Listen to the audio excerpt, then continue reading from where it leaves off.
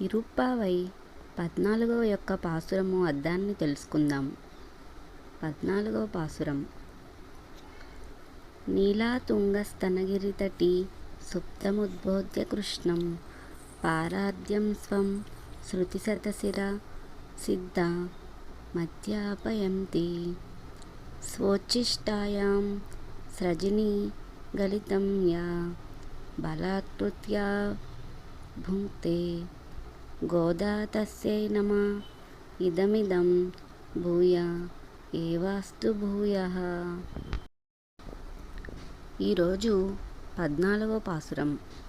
ఉంగల్ పులక్కడై తొట్టత్తు వావియల్ సెంగల్ నీర్ వాయ్ నెగిలిందు అంబల్ వాయ్ కూంబినగాన్ செங்கல் பொடிக்குரை வெண்ணல் தவத்தவர் தங்கள் திருக்கோயில் செங்கிடுவான் போகின்றார் எங்களை முன்னம் எழுப்புவான் வாய் பேசும் நங்காய் ஏழுந்திராய் நானாதாய் நாவுடையாய் செங்கோடு செக்கரம் ஏந்தும் తడక్కయాన్ పంగయక్కన్నానై పాడేలో రెంబావాయ్.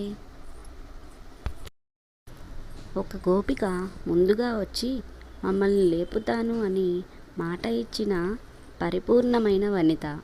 నిద్రపోతున్నావా నువ్వు? మీ పెరట్లోది దిగుడు బావిలోని ఎర్ర కలువలు వికసించేయి, నీలి కలువలు ముడుచుకున్నాయి, అంతే తెల్లవారింది అనడానికి సంకేతం. కాషాయ వస్త్రములు ధరించిన తెల్లని పలువరుసగలవారు తమ తమ ఆలయములకు తలుపులు తెరచి భగవంతుని ఆరాధన కోసం కుంచెకోనలను తాళములు తీసుకుని వెళుతున్నారు. ఇవన్నీ తెల్లవారింది అనడానికి సంకేతాలు. ఓ తీయగా మాట్లాడేదానా, శంఖం చక్రం ధరించినవాడు, విశాలమైన హస్తములు కలవాడు, పుండరీకాక్షుడు అయిన శ్రీకృష్ణుని కీర్తించుటకు లేచి రావమ్మా. ఈ విధంగా గోష్ఠిగా సంకీర్తనం చేసిన మన వ్రతము ఫలించగలదు. కాబట్టి వెంటనే మేలుకో. ఎవరికిష్టమైన రీతిగా వారు శ్రీరాముని శ్రీకృష్ణుని గుణగణాలను కీర్తించు గోపికలు. తన నేత్ర సౌందర్యానికే అబ్బురపడి శ్రీకృష్ణుడే తన వద్దకు రాగలడని తలచిన సౌందర్యవతి అయిన గోపికను మేల్కొలిపారు క్రిందటి పాసురంలో. ఇప్పుడు ఊరినంతటినీ ఒకే త్రాటిపై నడిపించగలిగే సమర్థత కలిగిన నాయకురాలైన ఒక గోపికను ఆండాళ్ తల్లి లేపుతున్నది. తానే వచ్చి అందర్నీ మేల్కొల్పుతానని బీరాలు పలికి ఇంకా నిద్రపోతుంది ఈ గోపిక.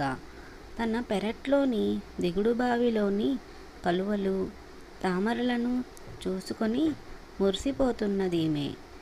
ఈ మధురానందంలో మునిగి తాను చేసిన భాషలను మరచిపోయినది. ఈమె భగవదనుభవానంద సాగరంలో మునిగి ఇతర విషయాలను మరచి ఆ ఆనందానుభూతిలోనే నిమగ్నమైన ఇట్టి గోపికను మేల్కొల్పుతున్నది మన ఆండాళమ్మగారు.